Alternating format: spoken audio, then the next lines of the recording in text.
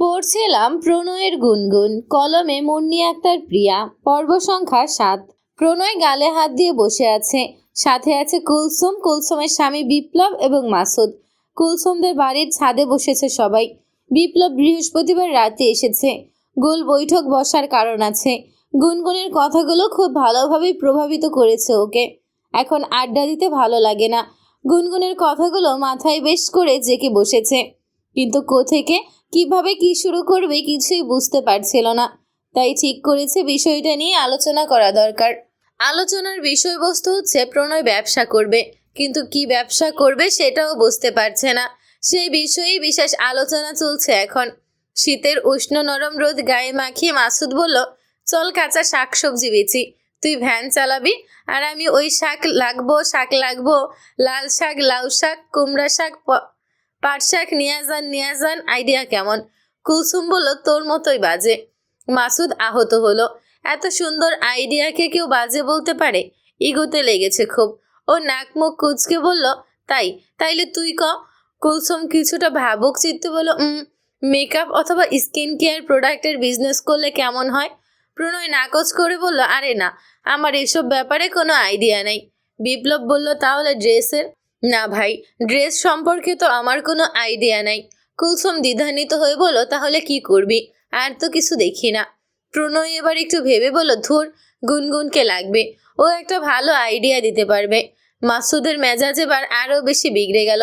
চোখ পাকিয়ে গাল ফুলিয়ে বলল, কথায় কথায় খালি গুনগুন, উঠতে গুনগুন, বসতে গুনগুন, খাইতে গুনগুন, ঘুমাইতে গেলে গুনগুন, হাঁটতে গেলেও কি গুনগুন করস? শোন, বেশি গুনগুন করবি না, তোর টুনটুন কেটে দেবো তাহলে। কুলসুম ঠাস করে একটা থাপ্পড় বসালো মাসুদের গালে। মাসুদ গালে হাত দিয়ে জিজ্ঞেস করলো, তুই মারলি কেন আমারে? তোদের ভাইয়ার সামনে বসে আছে দেখছস? হয় দেখছি। তুই দেখোস না ওই কেমন গুনগুন করে? 2 দিন ধইরা এই মাইয়া ওর জীবনে আইসা সব উল্টা পাল্টা কইরা দিতাছে। আগে তো ভালো আছিলাম আমরা। বিপ্লব তখন বলল, এটা কিন্তু তুমি ভুল বললে মাসুদ। তোমরা যেই লাইফস্টাইল মেনটেন করো, এটা কোনো জীবন না। মানসিক শান্তি নাই এখানে। ভবঘুরে জীবনযাপন কতদিন ভালো লাগে। অন্যের দায়িত্ব না নিলেও মাঝে মাঝে নিজের দায়িত্বটা নিতে হয়। আর এসব ক্ষেত্রে আমাদের জীবনে নারীর ভূমিকা থাকে, কখনো মায়ের কিংবা কখনো বউয়ের।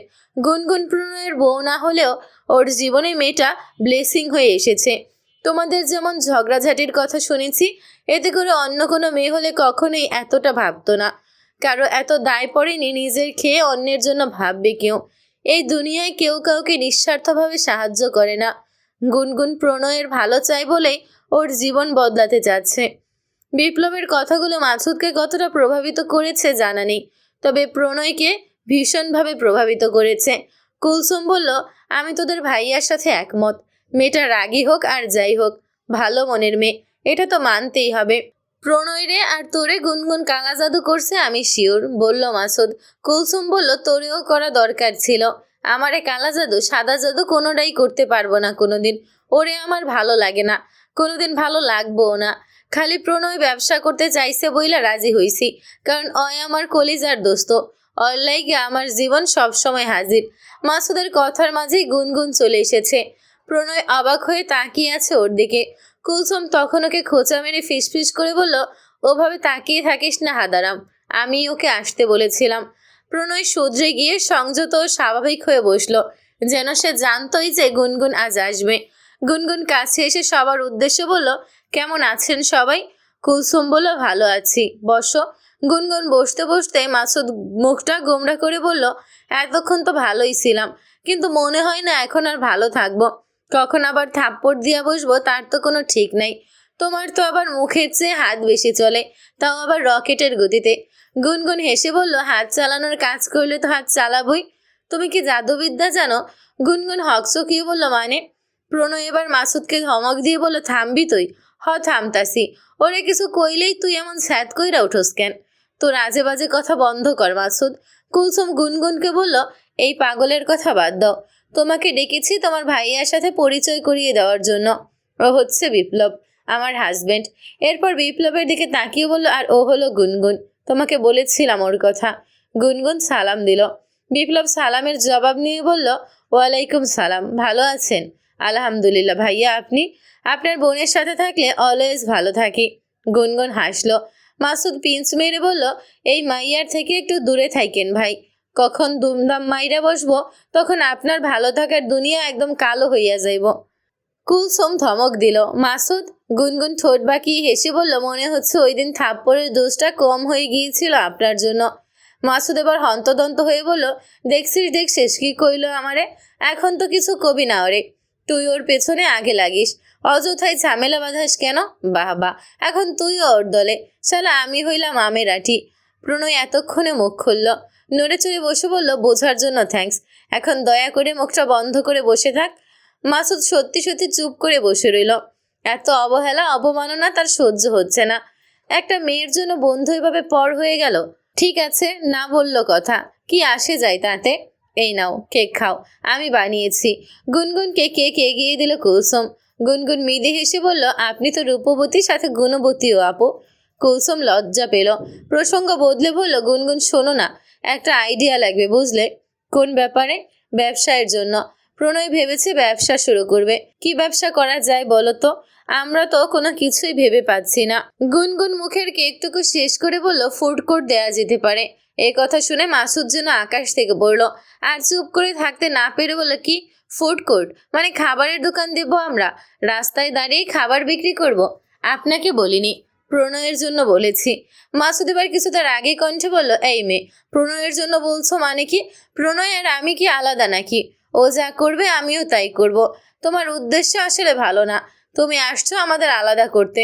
আমার এত আজাইরা সময় হয়নি যে এরকম উল্টাপাল্টা ইন্টেনশন ক্রিয়েট করব। তুমি কি কোনোভাবে আমাকে অপমান করার চেষ্টা করতেছ? না, একদম না। চেষ্টা করব কেন? আমি তো আপনাকে ডিরেক্ট অপমানই করলাম। প্রণয় শুনলেও কি বলল? প্রণয় বিরক্ত হয়ে বলল, ভাই তুই একটু চুপ থাক তো বাল, একটা গুরুত্বপূর্ণ আলোচনা হচ্ছে এখানে। মাসুদ বসা থেকে উঠে গেল, বলল, এখন তো আমার কোনো গুরুত্বই নাই তোর কাছে। এরপর রাগ করে ছাদের অন্য মাথায় চলে গেল। পকেট থেকে সিগারেট বের করে সিগারেট খাচ্ছে। গুনগুন একবার ওর দিকে তাকিয়ে দৃষ্টি ফিরিয়ে নিল। বিপ্লব বলল, গুনগুনের আইডিয়াটা কিন্তু খারাপ না। খুব অল্প টাকা দিয়ে এই বিজনেস শুরু করা যাবে। প্রণয় আফসোসের সুরে বলল, কিন্তু আমি তো কোনো রান্না বান্নাই পারি না। কুলসুম বলল, আমি তো পারি। এমনিও আমার রান্না করতে খুব ভালো লাগে। তোকে আমি সব শিখিয়ে দিব। যতদিন না ভালো মতো রান্না শিখতে পারছিস ততদিন আমি তোর ফুড কোর্টের শেফের দায়িত্ব পালন করব যা। বিপ্লব বলল, আর তোমার বিজনেসে পার্টনারশিপে ইনভেস্ট আমি করব, অ্যাজ এ বিগ ব্রাদার হিসেবে। লাভের কোনো পার্সেন্টেজ আপাতত আমার লাগবে না। তোমার বিজনেস বড় হলে তখন চাইলে দিতেও পারো, নাও পারো। আমার কোনো জোর জবরদস্তি নেই। প্রণয়ের বুকের ভেতরটা কেমন যেন হু হু করছে। ভালো লাগার সাথে কষ্টের যে একটা সংমিশ্রণ থাকে, ঠিক সেরকম অনুভূতি। জীবনে কোন পুণ্য সে করেছিল জানা নেই, নয়তো কুলসুম, বিপ্লব, মাসুদ, গুনগুনের মতো মানুষগুলোকে সে কিভাবে পেল জীবনে। ওর খুব কান্না করতে ইচ্ছে করছে, আনন্দে, প্রচণ্ড খুশিতে। গুনগুন বোধহয় বুঝতে পারল প্রণয়ের অবস্থা, তাই হেসে বলল, আর আমি হব আপনার প্রথম কাস্টমার। ছাদের অন্যদিকে থাকলেও মাসুদ এতক্ষণ ওদের কথোপকথন শুনতে পাচ্ছিল। এবার সে এগিয়ে এসে বলল, ভাবিস না আমি তোর এমনে সাইরা দিমু। আমি হুমু তোর ফুড কোর্টের ওয়েটার, বুঝছস? প্রণয় এবার শব্দ করেই হেসে ফেলল। গুনগুন মাসুদের দিকে তাকাতেই মাসুদ বলল, তাকাই আসো কেন? তোমার জন্য তো আর আমি আমার বন্ধুরে সাইরা দিতে পারি না। তোমার চোখ দেখা বুঝতাছি তুমি অনুতপ্ত। থাক, সরি কইতে হইব না, তোমারে আমি মাফ কইরা দিছি। গুনগুন মাসুদের হাত থেকে সিগারেট নিয়ে ফেলে দিয়ে বলল, আমি কোনো ভুল করিনি, আর অনুতপ্তও নেই। আপনার সিগারেটের গন্ধে বিরক্ত হচ্ছিলাম। মাসুদ অস্থির হয়ে বলল, হায় হায়, কামডা করলা কি? প্রণয়, তুই কি এখনো ওরে কিছু কইবি না? প্রণয় নিশ্চুপ রইল। মাসুদ মেকি কান্নার সুরে গান গাইতে লাগলো, যখন তোর কেউ ছিল না তখন ছিলাম আমি, এখন তোর গুনগুন আসছে পর হয়েছি আমি, সবাই ওর নাটক দেখে আসছে। প্রণয় হেসে বলল, শালা ড্রামাবাজ। মাত্র 3 দিনের মধ্যে সবাই মিলে সব ব্যবস্থা করে ফেলল। হয়তো আরো কিছুদিন সময় নিয়ে শুরু করা যেত, কিন্তু বিপ্লবের সময় কম, তাকে আবার সিলেট ফিরে যেতে হবে। প্রণয়ের জন্যই সে 2 দিন বাড়তি ছুটি নিয়েছিল, কারণ সে জানে প্রণয় এখনো দায়িত্ব নেওয়াতে অজ্ঞ, সবকিছু হয়তো গুছিয়ে করতে পারবে না। তাই বড় ভাইয়ের দায়িত্ব নিয়ে সে নিজেই সব গুছিয়ে দিয়েছে সাথে থেকে। কুলসুমকে দেখে শুনে রাখে বলে বিপ্লব আলাদাভাবেই কৃতজ্ঞ প্রণয়ের প্রতি। যদিও প্রণয়ের এরকম ছন্নছাড়া ভবঘুরের স্বভাব ও জীবনযাপন ওর পছন্দ ছিল না, কিন্তু প্রণয়ের চরিত্র ভালো, মন ভালো, ও পরোপকারী বলে অজান্তেই প্রণয়ের সে নিজের ভাই ভাবতে শুরু করেছিল। কিন্তু এখন যখন জানতে পারল প্রণয় দায়িত্ব নিতে চাচ্ছে, নিজের জীবনটাকে বদলাতে চাচ্ছে, তখন সত্যিই সে মন থেকে ভীষণ খুশি হয়েছে। প্রণয়ের এই পরিবর্তনটা সত্যিই খুব প্রয়োজন ছিল। এই জন্য সে মনে মনে গুনগুনের প্রতিও কৃতজ্ঞ।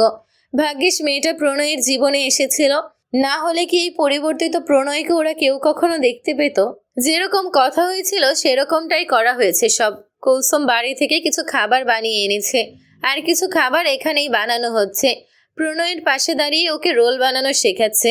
এবং সত্যি সত্যি প্রণয়ের আজকের প্রথম কাস্টমার গুনগুন, সাথে শিহাবও আছে। কুলসুমের গাইডলাইন ফলো করে প্রণয় সাকসেসফুলি চিকেন রোল বানিয়ে ফেলেছে। এজন্য খুশিতে সে আত্মহারা। রোল বানানো শেষ হলে মাসুদ এসে বলল, দে রাক্ষসীটাকে দিয়ে আসি। প্রণয় চোখ গরম করে তাকালো। মাসুদ দাঁত বের করে হেসে বলল, না মানে আমাদের রাজরানীকে দিয়ে আসি। মাসুদ ওয়েটারের দায়িত্বই পালন করছে। খাবার নিয়ে গুনগুনকে দিয়ে বলল, নেন রানী, খেয়ে আমাকে উদ্ধার করেন, রিভিউ দিন। পাশ থেকে বিপ্লব বলল, ভাই আমার অর্ডারটা নেবেন না, আমাকে গরম গরম 4টা চিকেন রোল দেন। মাসুদ ও বিপ্লবের সাথে হেসে বলল, অবশ্যই স্যার। এরপর আবার গুনগুনকে বলল, ম্যাম খাবার কেমন হয়েছে? ভালো, বাট তার চেয়েও ভালো লাগছে আপনার পজিশনটা। ওয়েটার পদে আপনাকে ভালো স্যুট করেছে। মাসুদ ভাব নিল, চুলে হাত দিয়ে চিরুনি করে বলল, হাহা, তুমি কি ভাবছো তুমি আমার এমনি অপমান করবা আর আমি রাগ করে এই পথ সাইরা দিব? আর এই সুযোগে তুমি প্রণয়ের কাছাকাছি আসবা? তোমার সেই স্বপ্নে বালি, থাপ্পড়ের রানী আমি প্রণয়ের ছাড়তাছি না। ছাড়তে হবে না, আপনি ওনাকে জড়িয়ে ধরে বসে থাকুন, শুয়ে থাকুন, আমার কোনো সমস্যা নেই। ছি, অশ্লীল মেয়ে মানুষ। বিপ্লব ও শিহাব ওদের কথা শুনে হাসছে। প্রণয়ের এই পরিবর্তন পুরো এলাকায় পজিটিভ এবং নেগেটিভ দুইটা প্রভাবই ফেলেছে। কেউ আড়ালে আবডালে খুব হাসাহাসি করছে, আবার কেউ কেউ মন থেকে প্রণয়ের কাজকে ও পরিবর্তনকে অ্যাপ্রিসিয়েট করছে। প্রথম দিন হিসেবে ওর দোকানে লোকজন কম ছিল না। ওর সাঙ্গপাঙ্গ যারা ছিল তারা সবাই এসেছিল ওর দোকানে এবং টাকা দিয়েই খেয়েছে। প্রণয় ওদের ফ্রিতে খাওয়াতে চাইলেও কেউ খায়নি ফ্রিতে। এই জিনিসটা গুনগুনের ভীষণ ভালো লেগেছে। মানুষ হিসেবে এসব ছেলেরা কেমন গুনগুন জানে না, জানার ইচ্ছেও নেই। কিন্তু ওরা যে প্রণয়ের প্রকৃত বন্ধু এতে কোনো সন্দেহ নেই। ওরা ছাড়াও এলাকার অনেক মানুষ এসেছিল। গুরুজনরা প্রণয়ের সরাসরি প্রশংসা এবং দোয়া করেছে। গুনগুন দূরে থেকে এসব দেখে এবং মনে মনে ভীষণ খুশি হয়।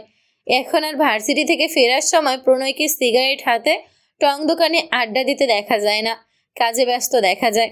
কখনো সরাসরি দু একটা কথা হয়, আবার কখনো চোখে চোখে কথা হয়, অথবা একে অপরের দিকে তাকিয়ে শুধু হাসি আদান প্রদান করে। তবে সব ভালো সময় আসলে বেশি দিন ভালো যায় না। প্রণয়ের ভালোসটা অভিশাপ হয়ে এলো গুনগুনের জীবনে। ওসমান গনির কাছে এই বিষয়টা ভালো লাগেনি। এলাকার বখাটে ছেলের সাথে মেয়ের আনাগোনা ওঠা বসা মোটেও তার জন্য সম্মানজনক নয়। সুমনা বেগম যতটা পেরেছেন আরো আগ বাড়িয়ে মশলা মাখিয়ে বলেছেন। এতদিন ওসমান গনি চুপ ছিলেন। গুনগুনকে তিনি কিছুই বলেননি, শুধু জানতেন ও বুঝতে চেয়েছিলেন যে গুনগুন আসলে কি চায়। কিন্তু আজ অফিস থেকে ফেরার পথে যখন নিজ চোখে দেখলেন যে গুনগুন প্রণয় ও কুলসুমের সাথে দোকানে দাঁড়িয়ে হেসে হেসে কথা বলছিল, তখন তিনি সত্যিকার অর্থে প্রচণ্ড বিরক্ত হয়েছেন। রাতে খাওয়ার পর গুনগুনকে রুমে রেখে পাঠালেন তিনি। জিজ্ঞেস করলেন, কি চাচ্ছিস তুই? গুনগুন প্রশ্নের মাথামুন্ডু কিছুই বুঝতে পারছে না, তাই জিজ্ঞেস করলো, কি চাচ্ছি মানে? আমার মান সম্মান ডুবাবি, এটাই কি তোর শেষ ইচ্ছে? এখন কি বলছো আমি কিছুই বুঝতেছি না। পাড়ার ওই বখাটে ছেলের দোকানে তোর কি এত কিসের হাসাহাসি? খাবার কিনতে গেছিলাম, দোকানের অভাব পড়ে গেছিল, আর খাবার কিনতে গিয়ে এরকম হাসে কে?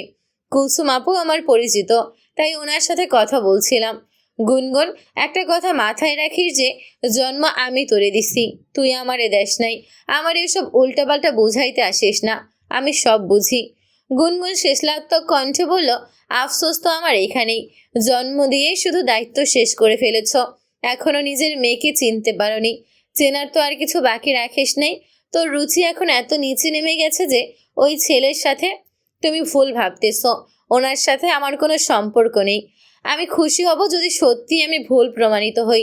নিজের স্ট্যান্ডার্ড এতটাও নিচে নামাইস না, যা ইচ্ছে হয় করিস, কিছু বলি না। তার মানে এই না যে যাকে তাকে আমি তোর সাথে মেনে নেব। আমার বংশের একটা রেপুটেশন আছে। হ্যাঁ, এতটাই রেপুটেশন যে তোমার জন্য আমাকে কত কিছু ফেস করতে হচ্ছে বারংবার। গুনগুন, আমার সাথে রাগারাগি করতে হবে না। ওনার সাথে আমার কোনো সম্পর্ক নেই। এসব ভেবে নিজের প্রেশার বাড়িও না। আর যে তোমার কানে এসব বিষ দিচ্ছে তাকেও একটু তোমার হেলথের কথা ভাবতে বইল। সুমনা বেগম তেলে বেগুনে জ্বলে উঠে বললেন, তুই কারে মিন করে বললি এই কথা? আমি তোর বাপের কানে বিষ ঢালি? তোর কিচ্ছা কাহিনী পুরো এলাকা জানে। ওহ, কিন্তু দুর্ভাগ্যবশত আমি নিজেই নিজের কাহিনী জানি না। যাই হোক, গেলাম আমি। গুনগুন চলে যাওয়ার পর সুমনা বেগম দাঁত কিরমির করে বললেন, একটা অসভ্য বেয়াদব মেয়ে তোমার সামনে কিরকম চ্যাটাং চ্যাটাং কথা বলে গেল আমাকে। ডানা খুব বড় হয়েছে, উঠতেছে খুব। ওর ডানা ভাঙবা না তুমি? ওসমান গনি কোনো জবাব দিলেন না। গুনগুন বাবার রুম থেকে বেরিয়ে 2 তলায় গেল শিশিরকে পড়ানোর জন্য। কলিং বেল বাজানোর পর সমুদ্র দরজা খুলে দিল। গুনগুনকে দেখেই হেসে জিজ্ঞেস করলো, কেমন আছেন? গুনগুন মৃদু হেসে বলল, জি আলহামদুলিল্লাহ। আপনি? ভালো, ভেতরে আসুন। সমুদ্র দরজা খুলে দাঁড়ালো। গুনগুন সোজা শিশিরের রুমে চলে গেল। শিশির গুনগুনকে পেয়ে কথার ঝুড়ি নিয়ে বসেছে। সপ্তাহে ওকে 3 দিন পড়ায় গুনগুন। এই 3 দিনে পুরো সপ্তাহের গল্প জুড়ে দেয় শিশির। গুনগুন ওকে গল্প করে করেই পড়ায়, যাতে করে পড়ার প্রতি বিরক্ত না আসে শিশিরের। আজ এসে প্রথমেই জানতে পারলো সমুদ্র এত ঘন ঘন আসে না বাড়িতে। গতবার যাওয়ার পর আবার কিছুদিনের মধ্যে এসেছে। আসার সময় শিশিরের জন্য বড় একটা পুতুল নিয়ে এসেছে। সেই পুতুল কোলে নিয়ে কিছুক্ষণ লাফালাফি করলো শিশির। গুনগুন কিছুই বলল না। ওর হাসি খুশি মনটা নষ্ট করতে চায়নি একদম। কিছুক্ষণ বাদে গুনগুন বলল, এবার পড়তে বসো। পুতুলটা সুন্দর না? খুব, একদম তোমার মতন। শিশির লজ্জায় মুখ ঢেকে বলল, থ্যাংক ইউ। শেলি চৌধুরী চা, মিষ্টি আর কিছু ফলমূল কেটে নিয়ে এসেছে গুনগুনের জন্য। টেবিলের উপর রেখে বললেন, গুনগুন, আজ রাতে আমাদের সাথে খেয়ে যাবে। বিরিয়ানি রান্না করেছি। আজ কিন্তু আর কোনো নিষেধ শুনবো না। শেলি চৌধুরী এমনভাবে বললেন যে গুনগুনের মুখের উপর না করতে পারল না। শিশিরকে পরিয়ে ডাইনিং রুমে খেতে গেল। সমুদ্র আছে ওদের সাথে। গিয়ে দেখলো শুধু বিরিয়ানি নয়, শেলি চৌধুরী গরুর মাংস, রোস্ট, ফিরনিও রান্না করেছেন। তিনি সবার প্লেটে খাবার বেড়ে দিয়ে নিজেও খেতে বসলেন। বললেন, শিশিরটা একদম খাওয়া দাওয়া পছন্দ করে না। দেখো না কেমন তালপাতার সেপাই হয়েছে। হালকা বাতাস এলেই উড়ে যাবে এমন অবস্থা। কিন্তু সমুদ্র একদম ওর বিপরীত, খেতে খুব পছন্দ করে। আগে যখন বাড়িতে থাকতো প্রতিদিন ওর জন্য এটা ওটা রান্না করাই লাগতো। এখন বাড়িতে থাকে না, রান্নাও করা হয় না। আসেও না তেমন যে রান্না করে একটু খাওয়াবো। সমুদ্র খেতে খেতে বলে, এই তো চলে এলাম আবার। হ্যাঁ, এসেছিস তো নিজের কাজেই, না হলে কি আর আসতি? যে জন্যই আসি না কেন, এসেছি এটাই কি বেশি না? হ্যাঁ, খুব, একদম উদ্ধার করেছিস আমায়। তোমার শুধু অভিমান আর অভিমান। এই অভিমানটুকু বুঝলে তো ভালো লাগতো। বাদ দে এখন এসব, আর একটা রোস্ট নে। গুনগুন ও শিশির চুপচাপ শুনছে এবং খাচ্ছে। শেলি চৌধুরী এবার গুনগুনকে বললেন, প্রণয়ের পরিবর্তন দেখেছো গুনগুন? কিরকম ছিল আগে মনে আছে? আর এখন ওর মধ্যে আকাশ পাতাল তফাৎ। মাশাল্লাহ, ছেলেটার পরিবর্তনে আমি খুব খুশি হয়েছি। 2 দিন ওর দোকানে খাবারও খেয়েছি। খাবার কিন্তু খুব ভালো বানায়, দামও কম। শেলি চৌধুরীর মুখে প্রণয়ের প্রশংসা শুনে কেন জানি গুনগুনের ভীষণ ভালো লাগছিল। মনে মনে একটা আত্মতৃপ্তি পাচ্ছিল সে। খাওয়া দাওয়া শেষ করে শেলি চৌধুরীর রুমে বসে কিছুক্ষণ গল্প করলো দুজনে। নিজের পড়া আছে বলে বিদায় নিয়ে চলে যাচ্ছিল গুনগুন। শীতে যখন ছিল তখন প্রণয়ের কল এলো। গুনগুন রিসিভ করে বলে, হ্যালো। ফোনের ওপাশ থেকে প্রণয় বলল, ছাদে আসো তো একটু। কেন? আসো, দরকার আছে। ঠিক আছে। গুনগুনের নিজেদের ফ্ল্যাটে না ঢুকে শুধু ছাদে চলে গেল। প্রণয় পায়চারি করছিল আগের মতো। গুনগুনকে আসতে দেখে থেমে গেল। গুনগুন কাছে এসেই বলল, আবার ওই ছাদ থেকে এই ছাদে এসেছেন? প্রণয় হেসে বলল, কেন, কি দরকার? ফোনে বলা যেত না? ওয়েট। বলে প্রণয় একটু পেছনে গিয়ে ফুল গাছের আড়াল থেকে একটা প্যাকেট নিয়ে এলো। গুনগুনের হাতে দিয়ে বলল, ফোনে তো আর এটা দেওয়া যেত না। প্যাকেট হাতে নিয়ে গুনগুন জিজ্ঞেস করলো, কি এটা? শাড়ি। শাড়ি? 3টা কিনেছিলাম। একটা তোমার জন্য, একটা কুলসুমের জন্য, আর একটা মায়ের জন্য। কালকে মায়ের সঙ্গে দেখা করতে যাব, তখন দেব শাড়িটা। আন্টির জন্য কিনেছেন, কুলসুম আপুর জন্য কিনেছেন, ঠিক আছে, কিন্তু আমার জন্য কেন? শুধু শুধু টাকা নষ্ট করা একদম ঠিক হয়নি। তোমার জন্য কিছু কেনা যদি টাকা নষ্ট হয়, তাহলে এরকম টাকা নষ্ট আমি 1000বার করতে চাই। গুনগুন হেসে ফেলল। প্রণয় হাসল। বলল, শাড়ি তোমার পছন্দ হবে কিনা জানি না, আনারই তো, বুঝি না এসব। পছন্দ না হলেও একবার অন্তত পরো, আমার ভালো লাগবে।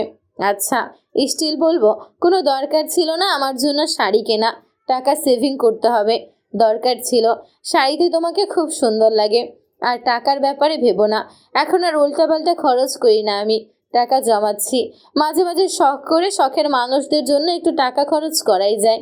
আজকাল খুব গুছিয়ে কথাও বলতে শিখে গেছেন দেখছি। ওই যে সৎসঙ্গের সর্ববাস, তোমার সঙ্গে থেকেই শিখেছি। আচ্ছা শোনো আরেকটা কথা। কি? কাল থেকে আমি 2টো টিউশনি করাবো সকালে। আমি কিন্তু খুব ভালো স্টুডেন্ট। টিউশনি করাবো শুনে আবার হেসো না। হাসবো কেন? আমার তো আরো ভালো লাগছে শুনে। ভাবলাম সকাল থেকে তো আর কোনো কাজকর্ম করি না, তাই সময়টাতে একটু কাজে লাগাই। কুলসুমকে বলার পর ওই 2টো টিউশনি ঠিক করে দিল। গুনগুন হাসছে। কিছুটা শব্দ করে হেসেছে বলে প্রণয় শুনতে পেল। জিজ্ঞেস করলো, হাসছো যে? ভাবছি। কি? প্রথম প্রথম আপনাকে দেখলে বিরক্ত হতাম, আর এখন যত দেখি ততই মুগ্ধ হই। আপনি আমাকে বারংবার বাধ্য করছেন মুগ্ধ হতে। গুনগুন, আমার এই আমের পেছনে পুরো ক্রেডিটটাই তুমি। আগে কারো একটা নেগেটিভ কথা আমার সহ্য হতো না, আর এখন কত মানুষ বুলি করে, মজা নেয়। আমার না একটুও রাগ হয় না, তখন তোমার কথা মনে পড়ে। তুমি বলেছিলে কোনো পেশাই ছোট না। এখনো এটাই বলবো। এই যে আপনি রাগ না করে এখন ধৈর্য ধরেন, এটাই আপনার জীবনে সফলতা নিয়ে আসবে দেখবেন। আপনি জীবনে অনেক বড় হবেন আমার মন বলছে। আমি যদি নাও থাকি তখন, আমাদের যোগাযোগ যদি নাও থাকে, তারপরও আপনার সেদিন আমার বলা কথাগুলো মনে পড়বে। মিলিয়ে নিন। তুমি কেন থাকবে না? কেউ কি চিরকাল থাকে, নাকি কোনো সম্পর্ক থাকে চিরকাল? জানি না, তবে তুমি থাকবে। তোমাকে থাকতে হবে। গুনগুন হাসলো। প্রণয় বলল, গুনগুন তুমি কেন সেদিন আমার মাথায় একটু হাত রাখলে না? কারণ আপনার ভরসার জায়গা আমি হতে চাই না। প্রথমত সরি, কারণ তোমার পারমিশন ছাড়াই এখন তোমার হাত ধরবো। আর দ্বিতীয়ত, বলে প্রণয় গুনগুনের হাতটা ধরে নিজের মাথায় রেখে বলল, তুমি চাও অথবা না চাও, ইতোমধ্যে প্রণয়ের ভরসার নাম এখন গুনগুন।